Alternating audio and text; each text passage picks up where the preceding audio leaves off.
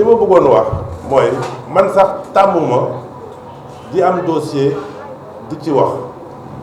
c'est la première fois ma koy def parce que Bandiaky bi ñu ma woowee pour ne ma dama koy défendre dama amoon tiitaange trop pour moom parce que li ma doon dégg ci réseaux sociaux yi le concernant te aw ma ci woon firnde te xamuma ci woon dara waaye ba ma demee police gis procès verbal bi dama am mbetteel bu mag a mag a mag a mag a mag ba tax man comprendre ma lu tax police jóg rek débarquer comme ça këram mais bi ma liiree procès verbal de police bi laa ci am explication laa ci am firnde parce que ñoom dañu wax ne dañuy jot ordre dañuy jot instruction ci benn autorité supérieure mais waxuñu ban autorité la moo leen wax nañu dem kër Jérôme Bandiaky n'est-ce pas perquisitionné fa jëli ko donc bañ fa demee ñu fekk fa ay jumtukaay yoo xam ne société de gardiennage am moo koy jëfandikoo ak ay passeport diplomatique yu expiré ak benn passeport diplomatique en cours de validité mais ci biir passeport yi dañu wax ne moom liggéeyam agent administratif la ñu ne ko léegi lu tax yow ñu bindal la agent administratif te doo agent administratif mu ne man loolu xaw ma ci dara parce que man dañ ma ko bindal jox ma ko donc foofu dama ne bu fekkente ne affaire bi noonu la demee waroon nañu au moins même bu fekkente ne jàppuñu ki defar passeport bi ñu entendre ko ci lu tax mu jox ko passeport diplomatique boo xam ne bindal na ko agent administratif donc ci point boobu dañ koy topp ne dafa def usurpation de fonction maanaam dafa nuñ koy traduire en tout cas dafa jox boppam benn liggéey boo xam ne amu ko n'est-ce pas ci wolof beneen bi mooy ñu ne ko n'est-ce pas lu tax nga dëkk ci logement administratif état alors que doo fonctionnaire foofu nag damay wax ne am na les agents fonctionnaires de l'état mais am na ñoo xam ne c'est des agents non fonctionnaires de l'état parce que état mun na def ay contrat avec des gens yoo xam ne ñoom du ñu ay fonctionnaires bu defee contrat ak ñoom mun nañu am ay avantages yoo xam ne état moo leen koy jox moom logement bi mu occupé nee na primature moo ko jox parce que dafa doon assurer sécurité premier ministre sécurité privée premier ministre ak sécurité privée président de la république loolu moo taxoon ñu jox ko logement boobu bu fekkente ne ñoom estimé nañ logement boobu waratu fa toog mais nañ ko génnee am na ay procédures yoo xam ne administration mun na ko def suba mu génn mais on le poursuit n'est-ce pas dañ koy topp foofu pour nee nañ dafa am ay avantages yoo xam ne am na ko ci état te waru ko woon am beneen bi mooy ci biir PV dañu wax ne dafa am ku tudd Ndiack Diop ñu ne kooku dafa ñëw spontanément ci enquête bi ñun fekkee wuñ ko bi mu ñëwee spontanément ci enquête bi ne gisoon na Jérôme ñëw kër Farba Ngom ànd ak ay nervi yore ay armes bi ñu defee loolu ñu def perquisition dem kër Farba Ngom loolu moo taxoon ñu dem kër Farba Ngom mais Jérôme mosul tudd Farba Ngom ci enquête bi te kooku ñu wax ne woo nañ ko ci enquête bi man gisuma ko fekkeewuma ko yëgaluñ ma ko bi ma jotee procès verbal de police bi laa koy doog a xam te biñ ko yóbboo kër Farba Ngom n'est-ce pas ci même jour bi boobu fekk man maa ngi dem Kaolack gàmmu Medina Baye bi ma escalé Diourbel ñu woo ma vers 23h30 ne ma dañ ko war a entendre à la police ma ne leen man nekkuma fi léegi nan la ñuy def ma ne ko bul répondre loolu moo tax question yi ñu ko posé ci perquisition bi ñu defoon kër Farba Ngom ak ci li Ndiack boobu déclaré n'est-ce pas tontuwul ci question yooyu donc sur ce point ñu ngi koy poursuivre pour trouble à l'ordre public mooy article 80 donc li may wax ci li ma jot a wax encore ci français mooy réew dafa am nu muy doxee boo nekkee kilifa ñu dénk la dara sa premier patron mooy loi mooy yoon da nga war a respecter yoon donte d'accord ci fii xam nañ ne Sénégal bi fi Macky Sall nekkee balaa muy dem la Assemblée nationale voté loi d'amnistie bi ñu voté loi d'amnistie ñu bëri bénéficier nañ ci génn kaso y compris suñu président ak suñu premier ministre léegi pourquoi tey ñu bëgg a wax naan dañuy ñëwaat ci li loi amnistie boobu couvrir mais loolu du attitude républicaine te gis nga loi boobu même tey suba ginnaaw suba buñ ko abrogé woon ne loi bi nekkatu fi mais loi bi produire na ay effet ba pare loi bi li mu waroon effacé na ko ba pare kenn mënu ci ñëwaat loolu c'est un principe fondamental du droit pénal droit de l'homme les lois bu ñëwee di favoriser la liberté parce que xam nga démocratie équilibre la entre liberté ak autorité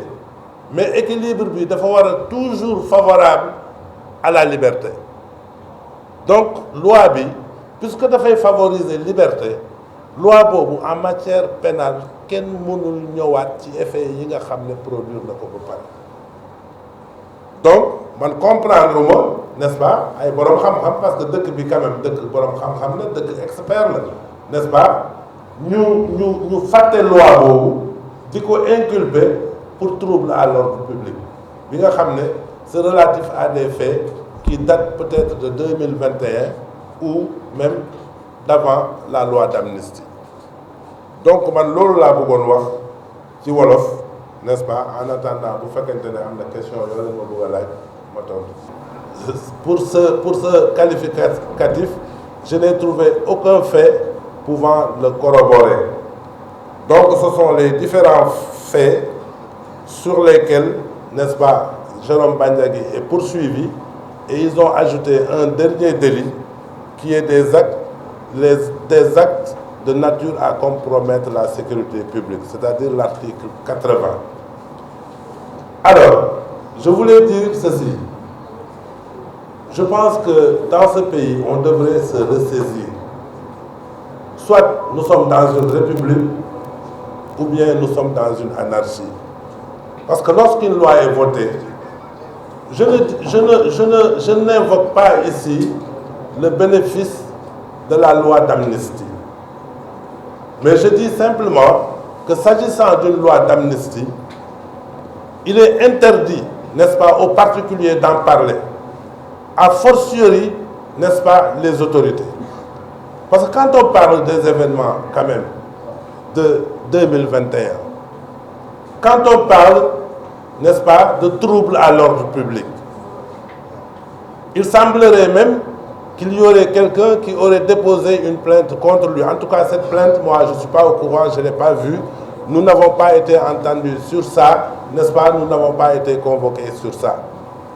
Pour vous dire que d'ailleurs, Jérôme Bandiaky n'a jamais été convoqué. Je pense que dans un pays normal, lorsque la police a besoin de vous, le premier acte qu'on aurait dû faire, c'est au moins de vous envoyer une convocation. Jérôme Bandiaky n'a pas reçu de convocation, on ne lui a pas envoyé de convocation. On a débarqué manu militari à son domicile sans l'aviser. Mais malgré ça, les policiers n'ont rien trouvé pouvant intéresser, n'est-ce pas, l'enquête qui se faisait sur les réseaux sociaux.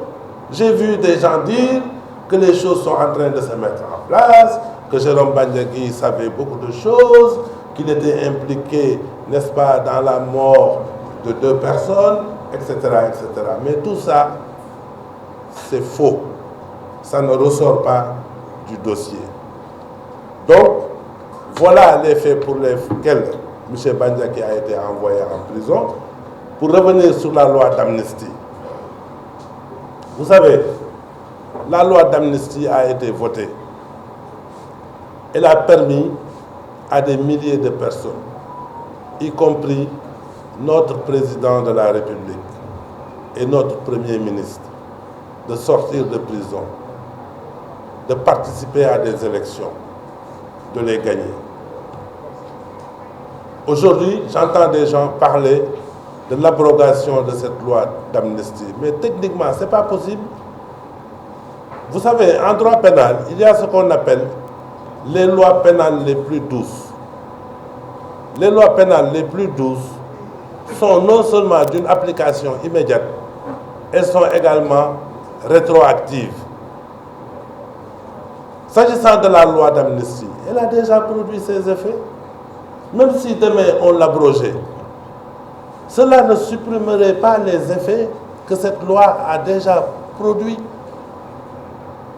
Vous voyez, donc il y a des faits que je vois dans ce dossier qui sont couverts par la loi d'amnistie. Pourquoi, n'est-ce pas, des autorités de la République reviennent pour relater ces faits-là alors que cette loi existe? Le seul patron d'une autorité, ce n'est pas une personne, c'est la loi, c'est le règlement, c'est la constitution. Et c'est ça la République. Mais lorsque nous obéissons à des personnes et que nous écartons les lois, nous allons directement vers une dictature. C'est cela que je voulais dire, n'est-ce pas, en ce qui concerne Jérôme Bandiagui.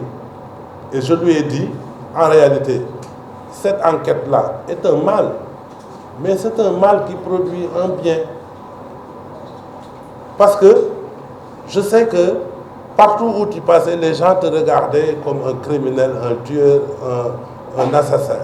Aujourd'hui, au moins, mais il est clair que ce gars, il n'a rien fait. Il n'a rien fait.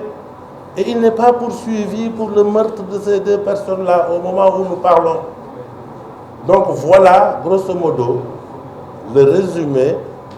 de l'affaire Bandiagui.